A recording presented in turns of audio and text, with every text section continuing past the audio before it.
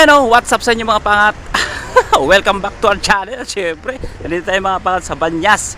Ayan, kung saan yung sakayan ng, ng boat ng RTA mga pangat. Nandito tayo mga pangat. At magandang umaga, tanghali, hapon, gabi. Kung anong oras nyo ito napapanood mga pangat. At siyempre, ilang araw na lang. At Pasko na.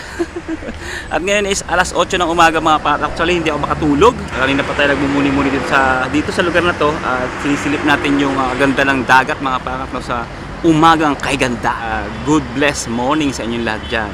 At siyempre tinatalaw ko yung mga pangat. Ang ganda ng tanawin nito mga pangat. At yun, siyempre magpapasko na. Alam nyo na, medyo tinatamaan tayo ng bahagya lang naman. Soft yan. Siyempre kahit papano na-homesick tayo. Pero we need to fight, no? Kailangan natin paglabanan yung emotion na yan. Kasi bilang tao mga pangat talagang dadaan tayo sa mga bagay na ganyan. Siyempre kahit na may mga kasama tayo sa bahay, siyempre may mga kanya-kanya naman tayong pinagdadaanan, may kanya-kanya tayong emotion sa buhay, no? May iba't iba tayong dapat harapin. Yan. So, at siyempre hindi tayo nakapag-vlog ng mga linggo rin tayo mga pangat, hindi nakapag-upload. Dahil alam nyo na, December, marami activity sa hotel, mga pangat. So, at hindi tayo magkanda-ugaga. Actually yung ating schedule mga pangat sa trabaho is parang roller coaster, umaga, hapon, gabi, umaga, hapon, gabi. Kaya ang hirap isingit ng pagbi-video dahil kung bakit tayo dito sa UAE dahil sa ating mga trabaho. Kaya hindi natin pwedeng pabayaan. Isa pa, yun yung ating source of income, no? Why we are here in the UAE, because of sa company na kung anong meron tayo. So, yun. Anyway, bakit tayo nagbablog ngayon? Gusto ko lang siya pasyal dito, yan. Gusto ko pang kayong lakarin doon. Actually kasama natin si Blue Hawk mga pangat dahil malayo dito sa amin mga pangat tayo. Pinarado ko muna doon. Yan, di ba? Pero mayroon tayong safety vest dyan tsaka helmet. Ito nga pala yung helmet na binigay, yung another helmet, di ba? Kulay blue mga pangat. Mamaya manginain tayo dyan. Hindi pa tayo nag-aalmusal. Actually hindi ako makatulog mga pangat dahil alam mo yun, gusto ko sanang umuwi kasi lang mahal ng pamasahe. Sobrang mahal ng ticket, 3,000. Naka po, di ba? Sayang yung pera mga pangat. Ipadala na natin sa Pilipinas. So yung mga pangat, samahan nyo lang ako mga pangat sa emosyon ko. At ito yung pangunahing transportation dito mga pangat. Yan. Yan pang yan mga pangat. Yan o. Di ba? RTA yan mga pangat. Hindi yan basta-basta na gobyerno yan mga pangat. 1 gram lang yan mga pangat. Piso. Biruin mo. Samantalang sa Pilipinas, pag may baha, magkano? 3 gram. Mapapansin nyo mga pangat, naka-jacket na tayo mga pangat, diba? Sikat si Haring Araw mga pangat, pero syempre hindi natin nararamdaman dahil malamig ng panahon, yun, diba? At sarap talaga magtambay dito mga pangat, grabe. At syempre mga pangat, doon nga pala sa nag-comment sa atin mga pangat, ang title is bago ka pumunta ng Dubai, dapat alam mo to. Parang yun yung title mga pangat, yan, kung makikita nyo. So, marami nag-comment yan mga pangat sa vlog na yan mga pangat regarding doon sa pagkakamali natin mga pangat the subtitle. Kaya nung comment ni James Sky TV, yan, sinasabi ko doon na ang Dubai is ang capital city, hindi ang Abu Dhabi. So, nagawa ko na ng video yan mga pangat. Papakita ko sa inyo ulit. Yan. Siyempre, shoutout ko muna pala si Jasink Moto, no? Nag-comment siya dito sa video na to. Sabi niya ang gulo ko daw. Sinabi ko daw na ang Dubai is not a capital city, pero sinabi ko rin ang Abu Dhabi capital city. Nagkamali lang ako dun sa subtitle, pero dun sa pagkakabigkas ko naman is not a capital city. Review natin yung video. Una bago sa lahat, trivia muna tayo. Ano ba ang Dubai? Ang Dubai is not a country. Dubai is a part of UAE. And Dubai is not a capital city. Dubai is not a capital city. Dubai is not a capital city. Nagkamali lang ako sa subtitle. Sorry. Medyo puyat tayo ng mga nag-edit tayo ng mga panahon na yun So yun, di ba? Nakita niyo naman mga pangat. Doon lang ako nagkamali. Subtitle. Pero binanggit ko naman is not a capital city. Di ba? Pasensya na, medyo mahirap, hindi madaling mag-edit. Sa totoo lang. Effort talaga. Sobrang effort. May mga pangat yung mga tekalapats, tekalapats. O di ba? O kahit tabihan mo yan. Kahit tabihan natin yan, di maalis yan. Ayan, maamo. Ayun, kahit din tayo sa tabi niya mga pangat yun. Ang cute. Sarap magbasdan mga pangat, umaga-umaga, tapos ganyan yung makikita mo. Nature! Yan! Nagliliparang mga ibon sa paligid.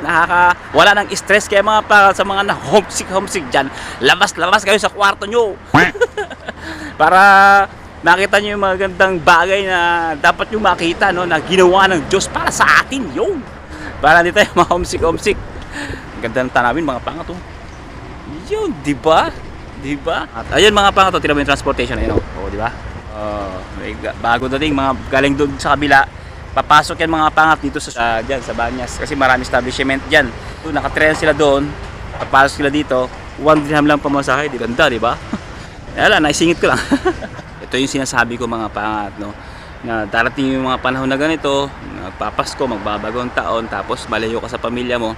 Tapos minsan mga pangat, yung ito real talk to mga pangat, sobrang lungkot at pangungulila sa mga mahal sa buhay sa Pilipinas. Namamali mga pangat yung kanilang pinagkukunan, no, mga pangat ng kasiyahan, no. Naghahanap ng kalinga sa ibang na malungkot din, yung mga ganong bagay, so nagkakasala.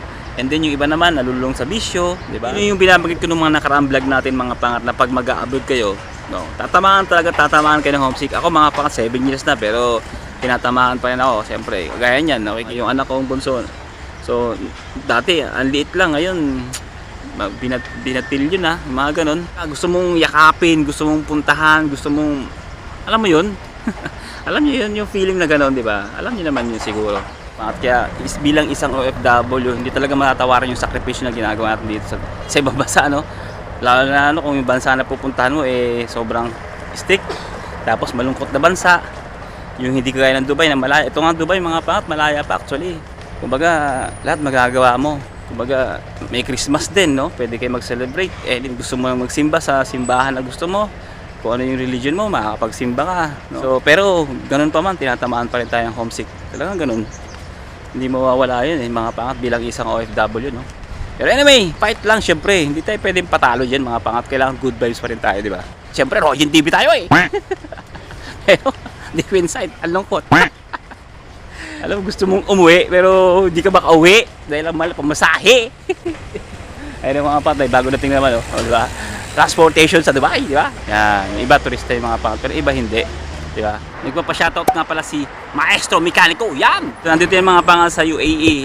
Actually, kalugar namin yung mga pangat si Maestro Mekaniko, balupit yan mga pangat sa mga gustong makatuto ng pagmimekaniko, yan. Panoorin yan mga pangat si Maestro Mekaniko, yan. Bisitahin nyo yung kanyang Facebook, yan. May YouTube channel din siya mga pangat, syempre. Shoutout din kay Mario Castelio, yan. Mga pangat, nasa Kuwait siya mga pangat, isang OFW din, di ba? Kaya kaway-kaway dyan mga sa OFW na mga na-homesick dyan. Haha, laban-laban lang. Ha, Pasko na naman, di ba? Hirap ba? Hirap? Madali lang yan.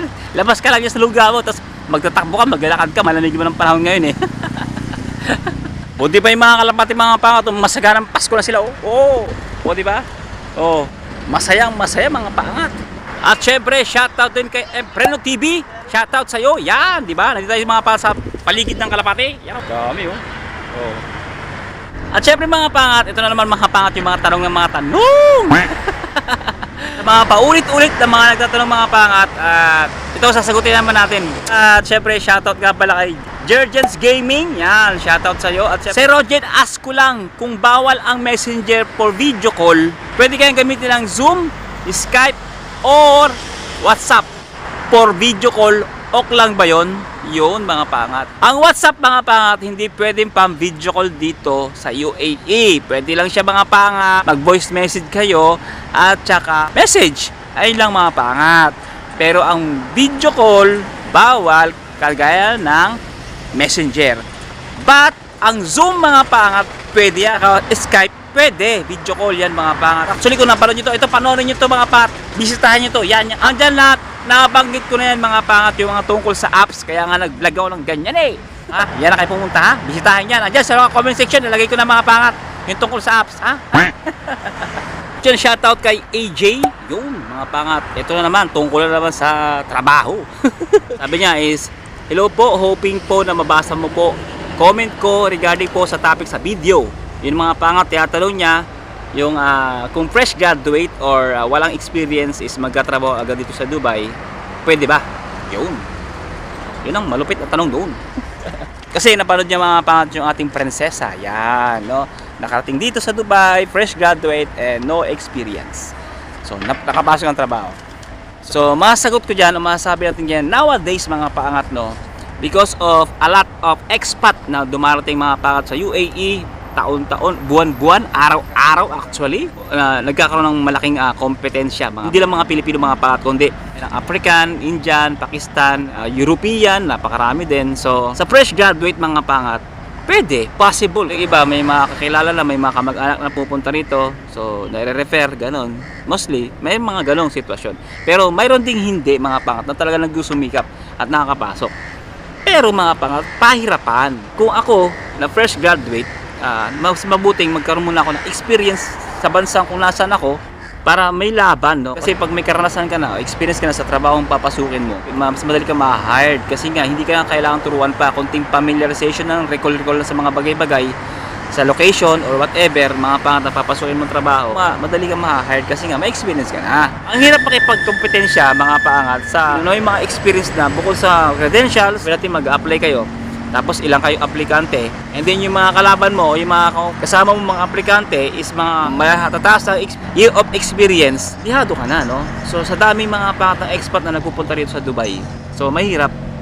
Hindi lang basta mag-abroad kayo, dapat may experience mas maganda, mas competence ka kasi. Kaya experience ka muna, no? Fresh graduate, batang-bata ka, marami ka pang pwedeng gawin sa buhay, no? Sa mga katanong dyan, kung fresh graduate is pwede naman, kaya lang mahirapan kayo. Kaya na sinabi ko, maraming kakompetensya.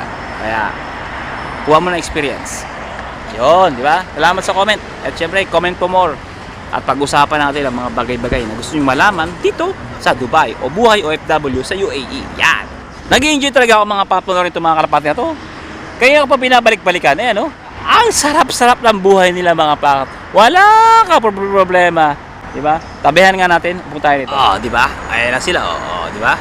Walang problema mga pangat, oh. Talaga namang pak. Tapos papakainin pa yan ni Jano, di ba? Libre sibog sila rito. Dito mga pangat, hindi sinasaktan ng mga hayop. Minamahal at pinapakain imbis na tiradurin o hulihin para iprito. Dito mga pangat, pinapakain pa nila yan. Papasok ang trabaho yan. Pero magpapakain siya muna, oh, di ba? Kahit yung iba mga pangat, mga tao dito, sa pusa naman sila mahilig.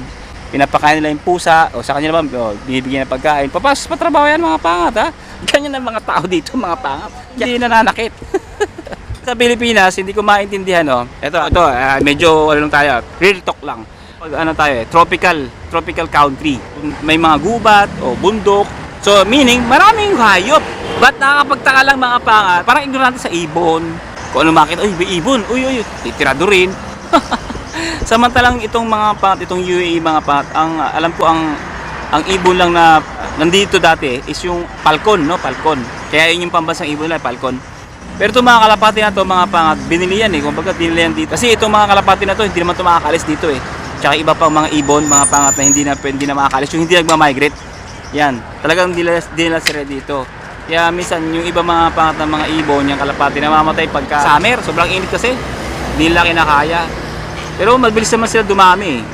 Hindi mo pwedeng kantiin yung mga pangat. Yan, oh. Yan. Hindi mo pwedeng saktan-saktan yan. Ako, hindi mo pwedeng huli-huliin yan mga pangat. Dahil kami sa gobyerno. Yan, di ba sa atin may mga animal welfare pa tawag doon. At dito talaga mga pangat, legit yung batas na yun. Sibukan mo sipain yan ngayon. Ewan ko lang sa pulutin. Pero sa Pilipinas, tropical country tayo. Hindi naman dapat tayo ignorante sa hayop, no? Pero kung makita natin may ibon na dumapo, may loro. Diba? Para tayo ignorante sa loro. Dito mga pangat, pag nagbabike ako, nakakita ko ng mga iba't ibang ibon. Tapos may mga yung parang yung buntot, yung maganda. Palakad-lakad lang dyan. Umaga, maingay yung mga umaga nun. Pero walang pumapansin, dead man. Kasi mga pangat ang mga tao dito kasi busy lahat sa trabaho. Tapos mga pangat, yung mata ko laging mapula. Kung nasa Pilipinas ako, yari ako nito. Baka hingin ako ng lisensya nito. Nasaan lisensya mo? Pula ng mata mo Kaya nung nangyari doon sa, di ba, sa driver, hindi niya ng lisensya. So yun mga pangat, pestuhan na naman tayo ito mga pangat, nagutom tayo. Kakadaldal mga pangat, medyo enka-enka muna tayo ito. Enka-enka, meaning kain-kain muna tayo. Ako mga pangat, nag-order na ako ng makakain natin. Yun, di ba? Siyempre, ano lang, pika-pika lang, pika-pika. So yan, shoutout natin si Zyrel Jeff Santiago. Yo, sabi niya, Sir Rogen, kailangan ba fluent sa English pag pumunta ng UAE? Paano kung hindi fluent sa English, makakapagtrabaho ba? Actually mga pangat, sinagot ko na rin yan eh. Ginawa ko na ng video yan. No? Sa mga vlog natin, nabanggit ko na yan mga yan. Nasabi ko dati na wala tayo sa Amerika, wala tayo sa USA, Canada, o Australia. Sinabi natin fluent English. Kapag ikaw ay papasok mga pangat, for example, customer service, receptionist, any work na related doon mga pangat, na kailangan mong makipag-communicate mga pangat sa mga customers. Kasi pag sinabi mong customers, iba't ibang lahi yan. Kagaya ng call center or whatever, managerial mga position o basta mataas na position mga pangat, nasa office work ka, nasa HR ka, yung mga ganong klaseng trabaho, kinakailangan fluent English ka syempre, di ba? Nasa customer service ka, makakaharap ka dyan mga pangat ng mga Briton, mahirapan ka. So kailangan talaga fluent ka pa rin. Pero ikaw naman mga pangat, hindi naman ganun yung magiging trabaho mo rito. Halimbawa, gaya ko, technician, hindi naman namin kailangan maging fluent English or magaling sa grammar. Pero, dahil nasa hotel kami mga pangat at kinakailangan namin makipag-communicate sa mga guest, of course. So, hindi naman kailangan ng fluent English. Kinakailangan lang maintindihan mo kung ano yung complaint nila mga pangat sa rooms or whatever. Siyempre, hindi mo naman kinakailangan makipag-conversation ng mahaba. Sasabihin lang naman sa'yo, I have a problem for my light, I have a problem for my bathtub, I have a problem for my kitchen, you can fix please. So hindi mo ba maiintindihan yun? Siyempre, sagutin mo, okay, okay ma'am, no problem, I will fix it. So yung mga ganong klaseng conversation, ang bottom line dito mga pangat, depende sa trabaho papasukin mo. Hindi naman lahat fluent. Kagaya ng mga ibang lahi dito, hindi naman marunong mag-English yung mga yan, yung iba. Pero bakit sila nandito? Bakit sila nakakapagtrabaho dito, di ba? Kasi nga, depende sa papasukin mong trabaho. Kasi ilang beses ko na sinasabi mga pangat sa vlog natin na ang national language dito bukod sa Arabic language is English, no? Marami nagsasabi sa akin na nagko-comment na hindi raw kasama sa English ang national language ng UAE. Kasama po yan. What is the national language of UAE? Hindi lang Arabic, pati English. British English actually. Sinakop to ng Briton eh. Itong UAE, kaya naging national language nila yan. So yun lang ang sagot mga pangat, no? Depende sa trabaho papasukin mo. Yan! Ang maliwanag. Ang tagal ng order ko Ang tagal, sagugutom na ako. Asa na yun? Thank you. Bye. Ito na mga pangat, dumating na yung ating orders. Yan, oh. But you know, have hand wash there? Also sanitizer. Only sanitizer? No wash basin? No. You know, it's not allowed here. Not allowed here? Ganito palang lugar mga pangat, walang wash basin. Siyempre, thank you Lord for the blessing. Kain muna tayo mga pangat ng parata mga parata.